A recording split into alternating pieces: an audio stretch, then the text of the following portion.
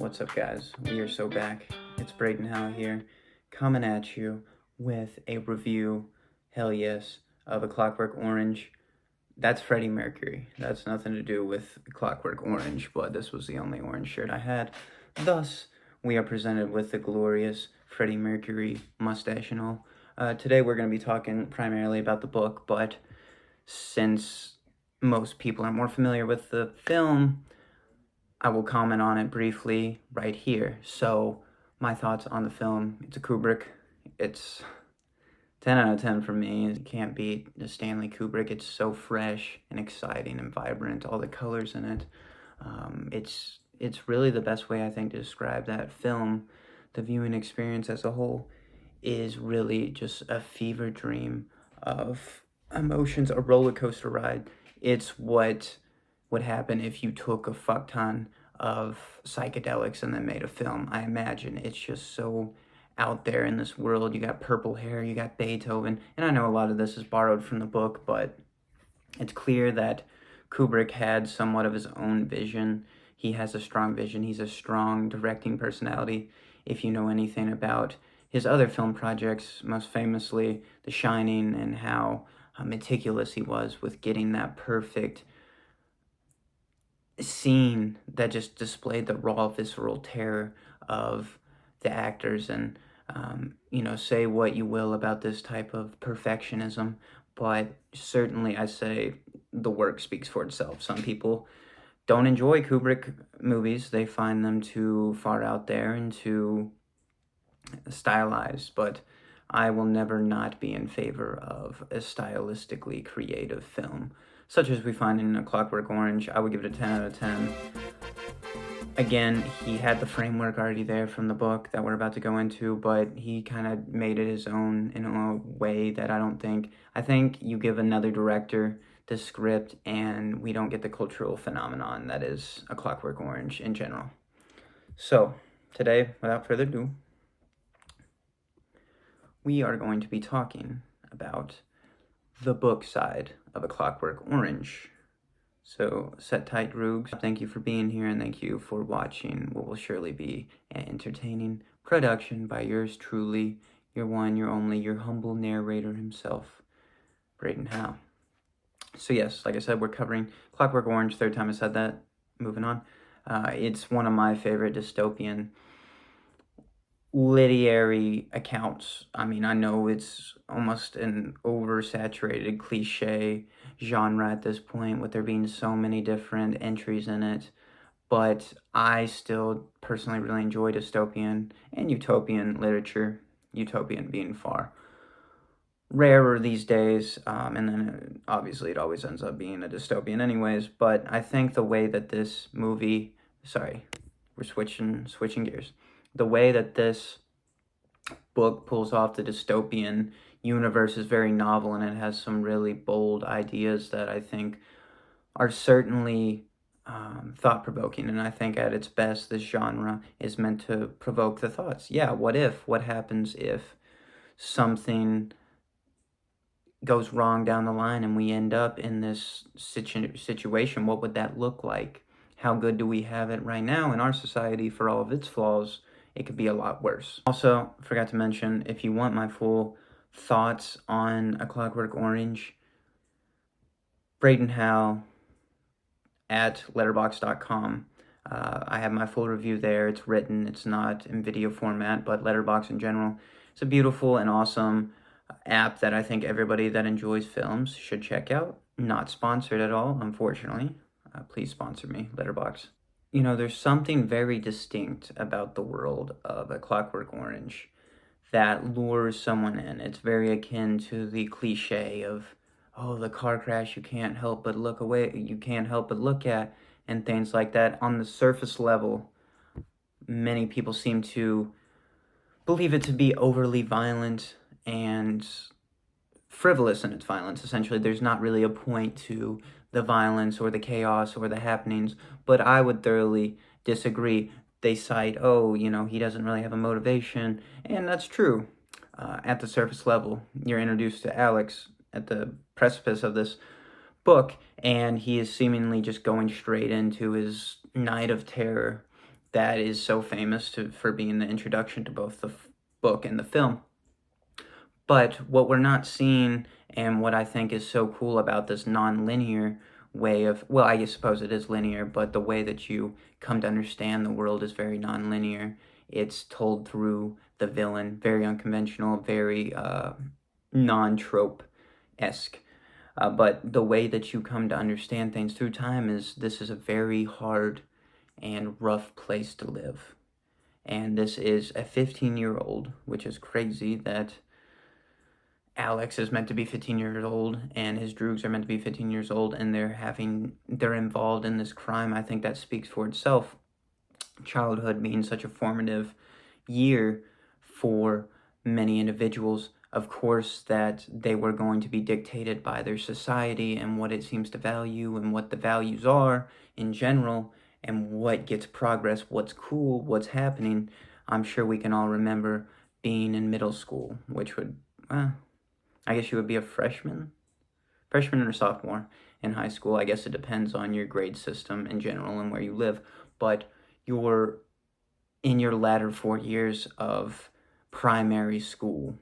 You're very impressionable. You want people to like you. You want to embrace this society that you don't really understand and you don't know where you fit in at. So you're just trying to conform. And I think that's what we see Alex and his buddies do. They see violence all around them. They see that as the culture of the teenage group at the time. And you could argue maybe that's not all of the teenagers for that time, but you never see in the book or the film a teenager that is really on the right track. So I don't think it's just specifically Alex and his droogs and Billy Boy and his droogs. I think it's a wider phenomenon. The newspapers discuss, what's wrong with the youth and everything. So I think it's very much a cultural thing that has infected the younger generation, maybe as a response and a rebellion brought to its highest of highs. Of course, when I was in high school, when I was around that age, not that long ago, I'm not that old, I promise. But like I said, whenever I was growing up, it was very normalized that teenagers of that age would, be partying, smoking, drinking, things like that. But it seems like for this culture, that is no more socially sanctioned as something like organized crime, violence, the ultra-violence, as it's said, and things more reprehensible that take place in both the book and the movie are, they're almost sanctioned and expected of the youth. It's almost like, oh, they're just boys at play. And that's the kind of society that is depicted in A Clockwork Orange. Very problematic. It's almost this society that we live in now, cranked up to 20. And certainly you could say that about the times of when the novel was written. And I think that's why it's so compelling, is this isn't some far off, completely contrary way of life that these people are going about. It's not something like the Hunger Games where it's super depraved and, oh my god, shout out to Bella, by the way, because she put me on Hunger Games a little bit and all that. Like, it's clearly took a lot of time to develop. You could see how society in its state, maybe not so much now, would look a little bit different, but at the time of the production and inception of these stories, how if that kind of fell off a cliff, it would not take long to get to the point that we arrive at in A Clockwork Orange. It's not that unrealistic, and I think that the realism and the possibility of this very much being the fate of a civilization adds so much to the compelling aspects of this story. It's relatable. You can see shades of society as we come to know it now in A Clockwork Orange. And anytime you see a shade, you're like, whoa, that's a cool parallel. Is that intentional? Probably was. But furthermore, you're like, wow, this is really making me think about all different types of stuff regarding society. And what's better than a story that makes you think and you can be entertained by, which I am thoroughly by on both accounts. I'm still thinking about A Clockwork Orange. I read the book probably like a week ago. I wrote the script like 3 or 4 days ago, and now I'm talking to you about it. Clearly, it has enraptured me to some extent, and now I'm trying to justify that to you, why that may be. I don't know why. I don't know why you're viewing these videos. Maybe to get a better analysis of A Clockwork Orange, get my discombobulated and probably fruitless thoughts on the subject matter. But I thank you nonetheless for your involvement. Also, shaved. Y'all rocking with it? I don't think I've unleashed the long hair in a YouTube video before, but it's like we're switching things up. It may be jarring for you viewers, even though you've only spent like an hour and 30, maybe like 2 hours with me if you watch all my videos, which you probably haven't, given my retention on YouTube. But what are we thinking? Are we liking it? Are we liking the new look? Fresh shaved like a playboy or something? Yeah. Put me in a movie. Like I said, I'm Leonardo DiCaprio's son. Someone told me that once, and I've ran with it ever since. You have to at that point. It doesn't get higher than that. And also, I think that it was implied that not Leonardo DiCaprio now, his son, like what his son would look like, what Leonardo DiCaprio looked like when he was younger. I think that's what the implication was. So that's pretty cool. I can see it. Let me know if you can see it down in the comments below.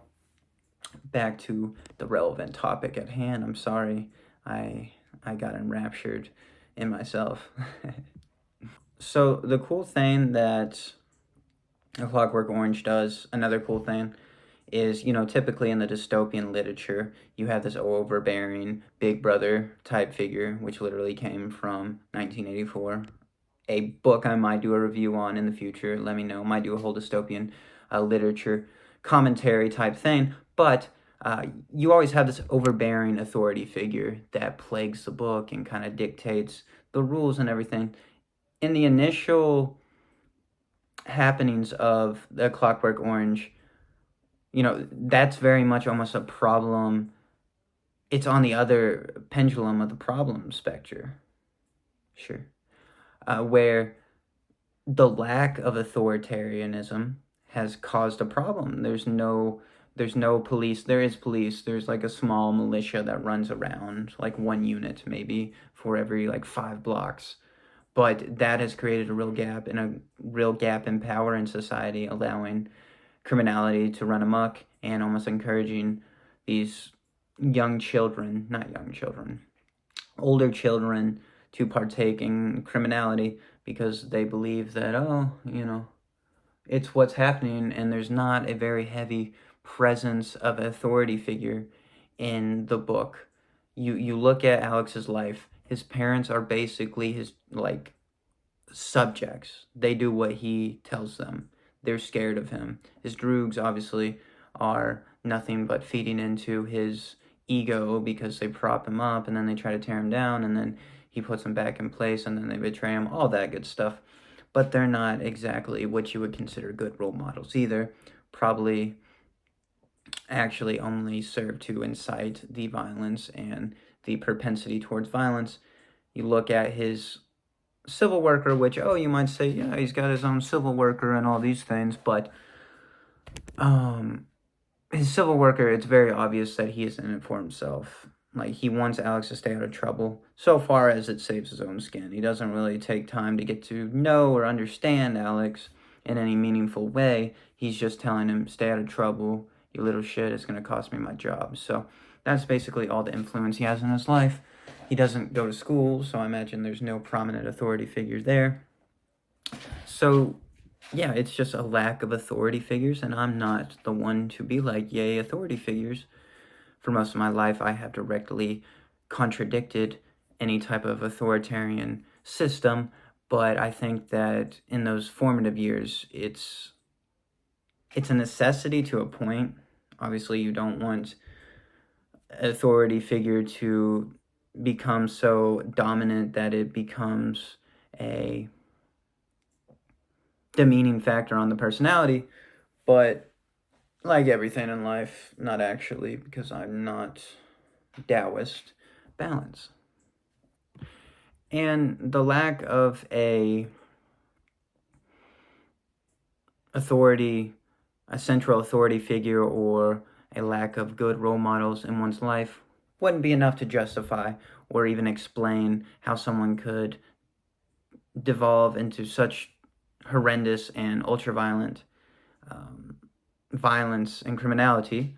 But when you couple that with what is seemingly a hypersexualized society, and like I said, peers that are committing some of the old ultra-violence themselves, you have a recipe for a reversion to a more primitive way of being. And I think that's what you see with Alex. You think about all of his pleasures and everything that he seeks in life. It's very primitive in nature. He seeks violence, he seeks sexual acts, he seeks destruction. It's it's almost as if he has switched back in the brain thousands of years ago to a more primitive style of thinking and value system, which perhaps we could have the propensity to do that. Obvious that we still do have animal instincts ingrained in us to some degree. For example, anxiety is a leftover of a defense mechanism. If you didn't have anxiety when there was a bush shaking in the wild when you were a hunter and gatherer, that would cost you.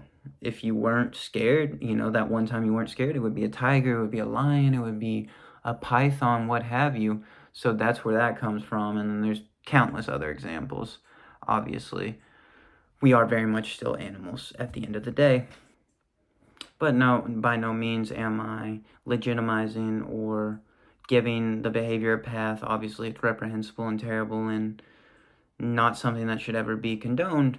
But I'm simply seeking to show, no, it's not just a apparent random act of violence. There is motive, there is preceding factors that have influenced Alex to the point of the story, and what maybe serves to explain why he's so deranged and so off kilter.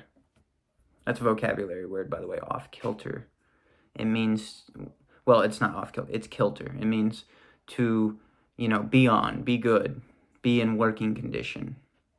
And certainly it couldn't be expected of Alex to really have a true vision of who he is as an individual at the ripe age of 15. I mean, come on. I think we can all remember, again, harkening back to this point, put ourselves in our 15-year-old selves' shoes.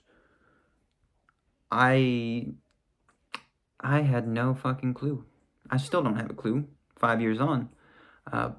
But yeah, to expect Alex to have such a rigid and locked in moral system already at 15 to the point where he can be like, no, this stuff is not right, this is not cool. That moral code, that I feel like that is the most formative of the years for that moral system. You can understand abstract thoughts, the idea of justice and vengeance and what's right and what's wrong. You can really come to grasp that in those years, even though all those are human-made illusions. They're not actually real institutions, but I digress. That's a kettle that we put out. We threw that out already in that last video, which nobody watched. Shout out to you guys. Revisit it. It's very important. It's the linchpin of my ideology, and it's changing all the time, so might unlock a new linchpin soon. You see this kind of cultural compromise throughout history, most notably, of course, and well documented, the phenomenon that occurred in Nazi Germany, where a lot of these soldiers kind of, it seemed, were impacted by their influence, the influence of superiors for sure, but also they were able to alleviate the blame. It's like, oh, everybody's doing it. It's fine. It's all good. It's not all good. You're killing people. But they didn't see it as killing people. They seen it as following orders, which you may argue, yeah, that's just what they're saying now. Maybe, but there certainly seems to be a phenomenon that occurs in group behavior where one feels dismissed of direct guilt and blame, and people take advantage of this all the time. I'm reading a book, The Denial of Death, that touches on that, and you're saying, why does the denial of death touch on that? It goes all over the fucking place. It is a crazy, fascinating book, and that is probably going to be my next book review. Got about 100 pages left on that, baby, but we're cranking it out. I had to actually pause my reading of it to indulge you all with another video. So you're welcome. But like I said, yeah, in Nazi Germany, this phenomenon happened all the time where people were influenced by their superiors, officers, and were kind of able to shift blame and even take on the position of, oh, we're temporary victims of our leaders and stuff. That's not exactly what's happening in A Clockwork Orange, but the normalization of violence seems to make it far easier for individuals to partake in it. And again, yes, we are animals. We are very much animals. We're animals. Okay, I'll share a little sneak peek of a quote from the, why am I doing that? With the denial of death. We are gods with assholes. What a paradoxical existence, right? And it seems that too, Alex has never developed the propensity or the ability or the awareness of being able to view an event from another person's perspective. He's very self-oriented, self-centered. But I think, again, he picked that up from a society that promotes such a thing. It's a snake eats bigger snake world in A Clockwork Orange. Also in capitalism. One of those was right. So sometimes I think that maybe that's where we're heading, a world with less empathy, which is something I frown upon immensely because I think one of the few things that builds up a good society is compassion, genuine compassion and fellowship for other individuals. But, you know, a you versus everyone mentality is obviously going to destroy that because it's you versus everybody, which such as Clockwork Orange, such as United States and its economical systems. So now we're going to talk a little bit about the Ludovico, I think that's how you say it, Ludovico technique. And essentially what this is a metaphor. It's something that actually does happen in the book, and I hope you're not coming to this for a summary of the book. I'm assuming through all of this that you have read the book and are now watching this to get additional thoughts on it. But, and I want to say this too, probably should have prefaced this at the beginning of the video, you could definitely still glean value from this if you've only read the book, or if you've only watched the movie, because the movie and the book are pretty much identical, certainly in their themes and their messaging, besides the ending, which is radically different, depending on which interpretation you would choose to indulge in. But the Ludovico technique is essentially putting a band-aid over a bullet hole. It's fixing the problem on a surface level, on an appearance level, so that it looks all good and tidy for society, without actually having to do that deep work, that inner reflection, that inner critique and change from within. The Ludovico technique is very similar to the current American and pretty much the entire world's justice system, where we're seeing criminality, we're seeing problems in our society, and we're throwing them in jail and trying to forget about them for like whatever their term of sentencing is, but making no actual effort to reform them in that process, no actual effort to, once they are released, deter them from criminality and prompt them to actually become productive members of society once more. They are putting a band-aid over a bullet hole, and that bullet hole eventually comes back out, and it's festering now because it was uncured and it was thrown in with a bunch of other bullet holes. Okay, I'll drop the metaphor. What you get in the current justice system is pick up a criminal, he goes to jail, he gets booked, he gets sentenced, say 20 years. He's thrown in jail, treated like horse shit, most likely. Unless you are in high society, then according to society, your humanness is elevated and you're far more worthy of certain pleasures and rights as a human being because of your status and your talents. But you're thrown in for 20 years, probably in a shitty place, and you're treated like horseshit by your guards, by your authority figures, by the government, and you're around your peers, the people that you are learning from and coming to interact with every day are fellow criminals. So what does that mean? Criminality breeds criminality, just like violence breeds violence. Hate breeds hate. All of these things, they're fundamental, they're basic. Yes, I know this, Brayden, we know this, but they're things that should be stated whenever they come up, because for as simple as the laws seem, they seem very much not to be acknowledged by the common man or the government or whoever's in charge of this shit show that is the justice system. I think that Alex has the potentiality to be reformed and to be shown a better way of living and experiencing life, but it's not going to be done by training him to be repulsed by violence or anything like that, any undesirable traits for society. That's not going to be the reason, and he's never going to fundamentally change because he doesn't understand why. If you could teach him, if you could show him the impact it's had on his victims' lives, that he's inflicted such damage on them, if you could educate him better, if you could put him around proper mentors and proper authority figures that could guide him in a better positive direction, if you could give his life something of a meaning other than reverting to primitive behaviors of the bygone past, then I think you start to see a genuine change in character. But for the world of Clockwork Orange, and probably for the world of today, that deep work, that self-reflection that they would have to do to really look at themselves and say, okay, it's not working, what we're doing, how can we change, how can we update that? It would be so worth it in the long run. But these institutions, they're all about appearance, and they're all about the quick fix, because that's what gets the votes, that's what gets the attention, that's what gets the good publicity. So I understand it from that point of view, but also I think, again, that on a long-term scale, if you actually genuinely do care about society, you should look for more long-term solutions. And the current criminal justice system is unsustainable, I think.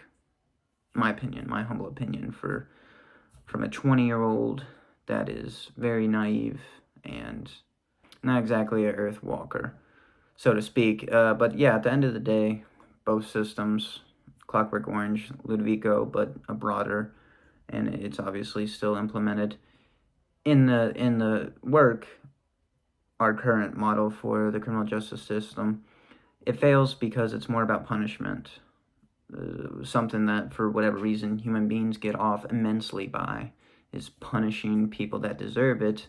And yeah, justice served, all that horse shit. But yeah, it's when it's based off punishment and appearance rather than reformation, of course, we're going to see major problems down the line. And furthermore, last thing I'll comment on this whole jail system thing, because it is relevant to the video and the discussion, but we're getting a bit off rail.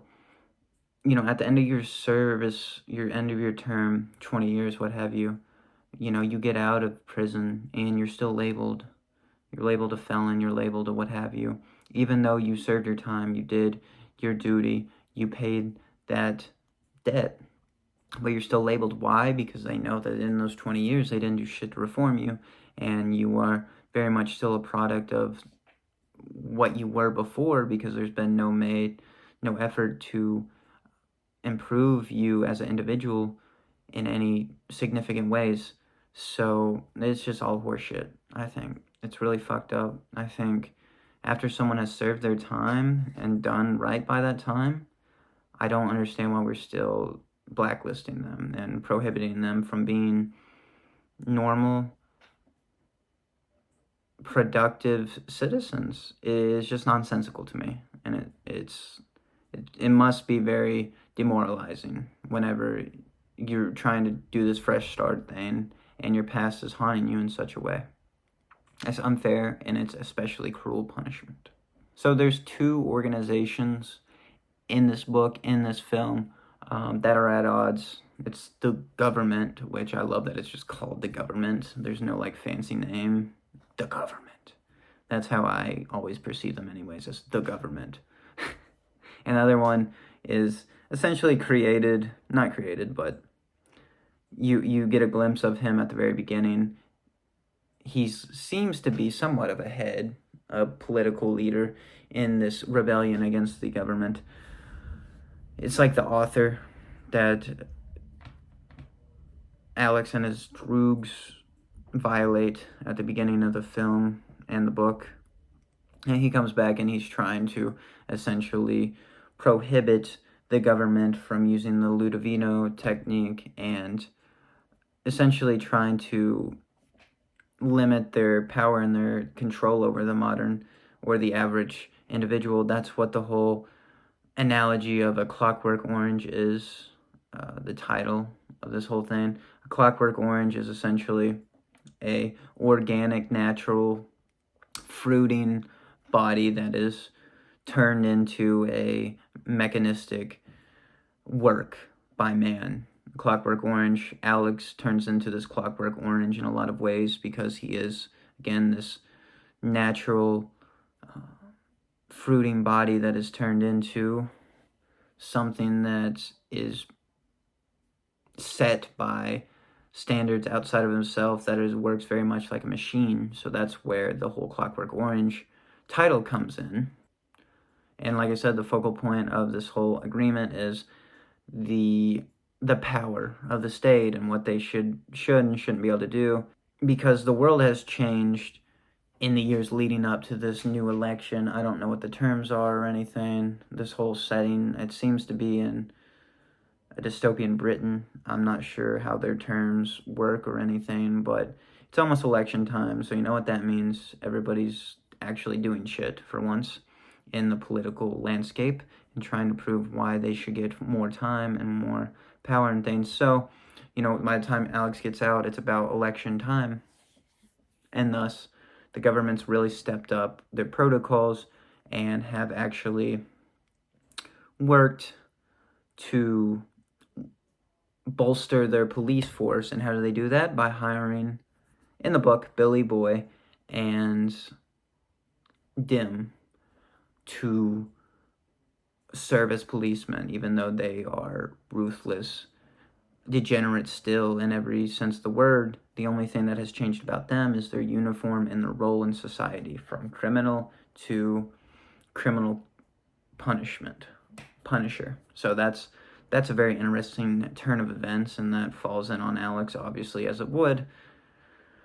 And that is another great demonstration about how that government is all about appearances and moves that look good on paper, but in reality are actually terrible and detrimental to society. But they don't actually give a fuck about society. They give a fuck about their place in society. So how would that look good on paper? You figure with these guys, they're just beating the hell out of everybody, not actually bringing anybody in or anything. So crime rates on paper go down, but in reality, it just becomes a very regime, authoritarian-like state. So that's how we eventually get to the authoritarian state in this. So I hope for all you dystopian fans, you're like, oh no authoritarian, oh my god, how can I cope? You get that eventually in a more realistic fashion. And a very ironic fashion as well, of life kind of doubling back on Alex. I love that whole sequence where essentially the first half of the book is setting up the second half of the book. Everybody he wrongs and does ill by, it comes back on him, and it's just like time after time after time, almost to the point where you feel bad for him and all this and all that. Well, yeah, actually you do feel bad for him. I feel bad for him, personally.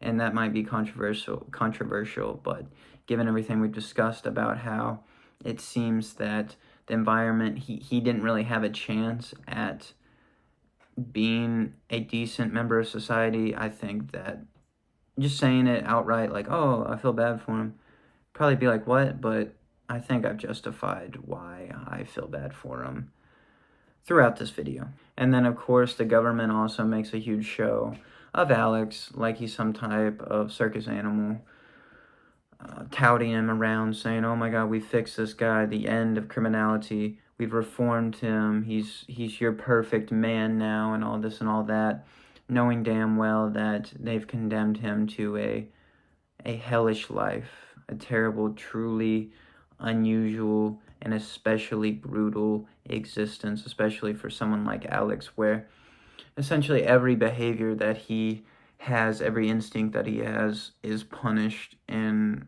a unrelenting fashion. And then even to the point of his beloved Beethoven, which I think ever using music as any sort of torture is abhorrent. Music is art. It should be respected at all costs, and that is fucked up. Probably the most evil thing that whole government does is desecrate the sacredness of the music, especially of the old Ludwig van. So yeah, government not looking like a very viable, good option at all. Actually, directly villains and detestable and horrible people, worse than current day government. So, at least we can be thankful for that. We're not dealing with such a terrible regime yet. We'll see where everything pans out eventually. But that is to say, the other side, the ultra liberal side, I suppose you could say, is not so much better. In principle, their ideas sound super noble. They want to take a stand about liberty and individuals' rights and protecting that, but you come to see that all of that idealism really doesn't go so far whenever it's applied to an actual real-life scenario, and that real-life scenario is that author that is leading this movement finding out that the person... Well, first off, let me back up. He was wanting anyways to use Alex as a means of a political statement, kind of doing exactly what he said he should never be done, stripping a man of his individuality and his personality and his organicness and turning him into a effective propaganda machine. So he was already compromised in his morals then. And then he goes further, obviously, as essentially trying to make him a sacrifice whenever he finds out that his wife was actually... Essentially, he caused his wife's death. And then, everything's off the table. But it should be noted that even beforehand, he was already essentially compromising his own morals, saying, oh, we shouldn't turn people into machines, but then trying to use him as a propaganda machine, that being Alex, to profligate his own means. So it very much seems like he hates the government more than he loves his ideas, which is something that seems to be a theme in a lot of the politics of the time, now and forevermore. But eventually, yeah, he turns Alex essentially into a sheep to the slaughter to get his point across about, oh my God, how evil the government is and all that. And I just want to say this. I want to say this as a broad idea about people and their ideas and their beliefs. It would seem to be a huge problem in society, and maybe it's just the fallibility of the human in his realities, but humans always have these high ideals, right? They have these moral codes and things like that it's great to, pronounce and say, oh yeah, this is what I believe and this is what I stand for. But it's a whole thing in its entirety when someone actually follows through on that, especially in a hyper-personal case such as this, where, your words can take you so far, but what do your actions say? And it seems so many people, philosophers included, mostly philosophers from what I can gather, actually, mostly just everybody ever, their words and their actions don't match. And that's something that I'm trying to make a real goal of mine now, is matching them up and being who I portray myself to be, because I've never been a big fan of masks. I think I got a pretty nice grim face up here. Why would I want to hide it, right? And that speaks to the bigger fact that it seems that at the end of the day, ideology, philosophy, and theology is always just theory. It's theory unless you put it into application, and a lot of people seem to overlook the importance of the application, which would obviously validate the whole existence of the studies, but people get so bogged down in their theories and, this and that, they forget how it actually could apply to their real personal worlds and lives. But that's just another problem with the human mind and its limitations. I don't think that anybody actually holds any idea, value, system, word of wisdom in their mind 24/7. It's just we're bouncing around all over the place all the time about different things. I just don't think it's realistic to say you live by this code in every moment, in every action, in every thought, in every word, because you're just not always thinking about these codes and things. And maybe you could say, oh, it's so ingrained into my personality that I don't have to think about it. To that, I would say, well, then you're just acting mechanicalistically, and you're not actually making that conscious action. You are subjugating it to A Clockwork Orange. Now, after presenting both sides, government, anti-government, you might be saying, well, they both fucking suck. And I would be inclined to agree with you, my good friend and loyal Droog. And then you're like, well, who do we root for then? The answer is nobody. Violence breeds violence. Corruption breeds corruption. Hate breeds hate. Like I said, and in the world of the Clockwork Orange, just like in real life, there's not a happy ending. There's not a good resolution. There's not a good choice. Everything is corrupted by life. And it's harrowing events and struggles that inevitably are presented to the human species. Every level of society in this story has infected other levels of society, and the main ingredients are essentially hate, corruption, and violence. And thus, when those are regurgitated to each other through all levels and all different fashions and ways, it's never going to produce something like love and compassion and a forward-looking future. That's just not a reality of a situation such as that. Your environment, you are a product of your environment, and of course other things as well that I went into in far more depth and determined, but you shouldn't expect love to spring out spontaneously from hate. It's just not reality. It would be nice if hate plus hate equals love, but that's like saying 2 plus 2 equals potato. And that's what leads me to believe and profligate this message now, that it is so very important to reflect on society and what we're putting out there as individuals to others, because we all, like it or not, affect each other in meaningful ways. And thus, if we're striving every day to project compassion and love and a feeling of camaraderie within each other, then I think that's going to lead to an ultimately better society. How could it not? How could love plus love thus equal hate? So that's the good flip side of the coin, is that the equation doesn't work that way either. Love plus love equals love. And, getting it on and producing some more babies or whatever, which apparently we might be getting some cash for soon if we can do that, but gonna have to pay someone more than $5,000 to sleep with me. Jesus.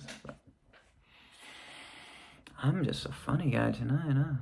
And that was kind of my hopeful little ending. I don't know if you heard the thunder there. Very riveting. But, like this story, it's not always like a super cheery fairy tale ending. But now we're going to touch on, in finality, in conclusion, how this schema fits into what I said last week, which was, free will's not a thing. This story, among other things, among the political intrigue, the society commentary, is also very much entrenched in the idea of free will. Well, Brayden, you said free will doesn't exist.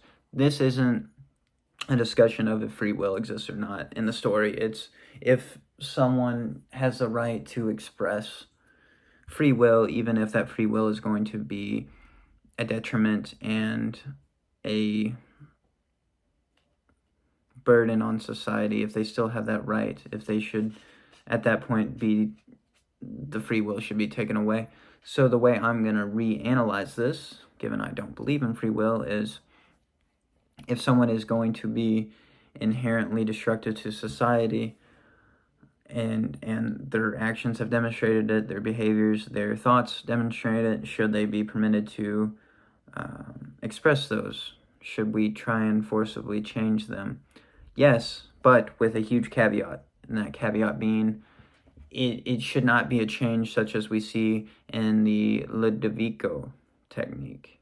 It can't be surface level. Change can never be surface level. If there's anything I'm so certain about, it is that very factor. It's not a movie. You're not changing overnight because of sudden epiphany and oh my God, everything. It's a gradual change over time, and it's small acts of kindness or it's small acts of hatred that are ultimately going to pull you in either direction, I think, and a lot more nuance than what I'm giving allowance for right now to that, of course. But the Ludovico technique, first criticism, and I know I'm taking this way too serious because it's like a movie technique.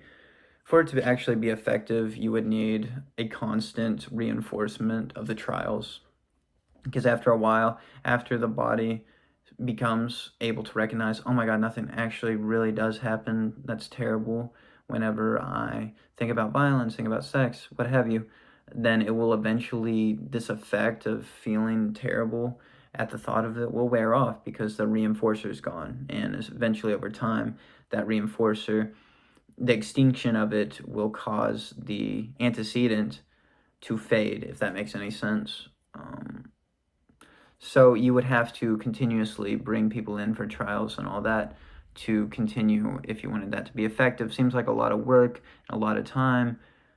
Again, my vote is just reformation, education, and a genuine effort to readjust their morals. And if it's a case of someone is just cognitively unable to conform to society, say they're a sociopath, which I don't think that we should condemn people or hold ill will towards them at all. Completely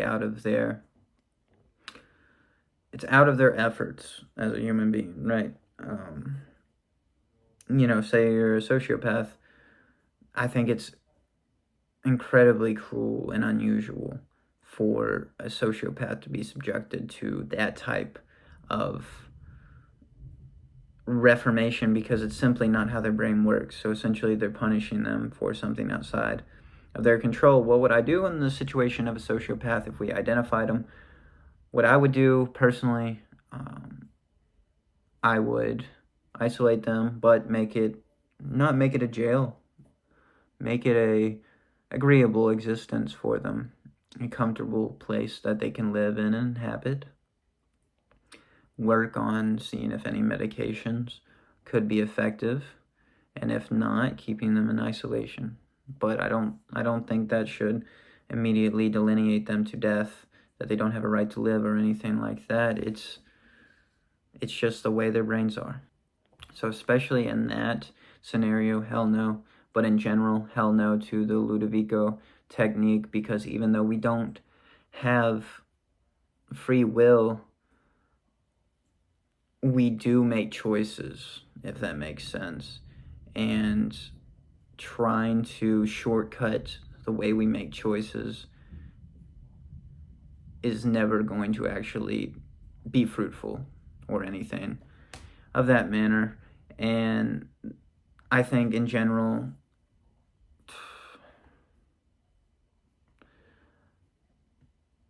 I'm always going to advocate for compassion in the world for everyone. Everyone, no matter what you've done, no matter who you are, I have compassion for you.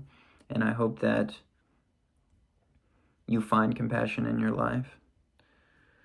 And, overall, I think that this technique would ultimately prove ineffective over a long range of time. And overall is inhumane, as despite what people have done, they're still humans at the end of the day. We are humans. We are all humans. Maybe there's the odd dog watching this. Hello, dog. live long and prosper. And as humans, they didn't really have any control over it anyways. Have a great night. Thank you very much for watching. Stay determined.